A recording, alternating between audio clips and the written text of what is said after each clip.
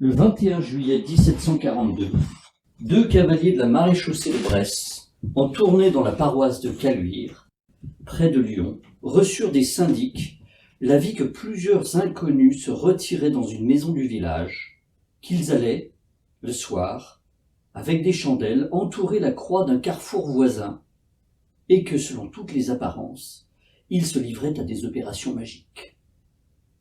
Bonjour, Jules Esquirol, explorateur de l'étrange.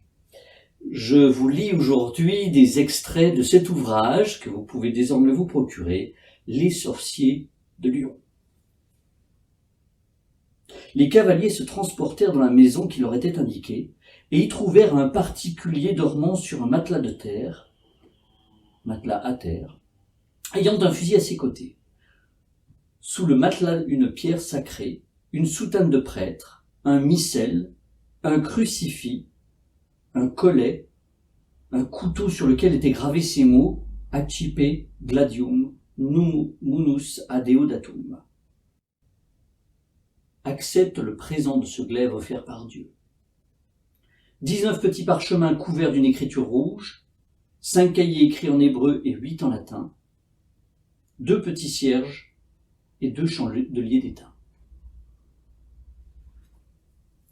Voilà comment commence cette affaire des sorciers de Lyon qui a été oubliée pendant très longtemps puisqu'elle a été enregistrée par le Parlement de Bourgogne à Dijon, mais localement, alors que pourtant des Lyonnais étaient impliqués, tout a été effacé par le temps.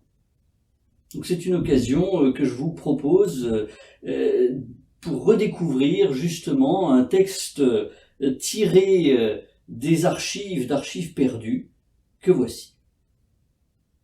Vous trouverez le lien évidemment en bas de cette vidéo et je ne résiste pas au plaisir de vous en lire un dernier extrait aujourd'hui. Bertrand Guyaudot se lança à corps perdu dans les voies ténébreuses de l'alchimie. Sa demeure fut clandestinement envahie par les cornus et les alambics. Les fourneaux s'allumèrent, les creusets se remplirent, et plus d'une fois le passant attardé vit la fenêtre de l'abbé de Rostin se dorer d'une lueur rougeâtre au milieu des ombres de la nuit. Mais les ressources s'épuisèrent avant l'apparition de la moindre parcelle d'or.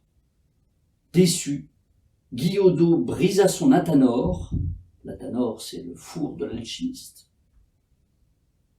Déçu donc, Guyaudot brisa son athanor, jeta au fumier ses simples, et pour aller plus vite en besogne, se donna au diable. Voilà le portrait d'un des protagonistes principaux de cette affaire des sorciers de Lyon que je vous invite à découvrir, en attendant bien entendu que les visites reprennent. Voilà, il me restera pour aujourd'hui, à vous dire à bientôt. Vous demandez, si vous le souhaitez, de vous abonner. Et puis, on se dit à très vite, à vendredi prochain.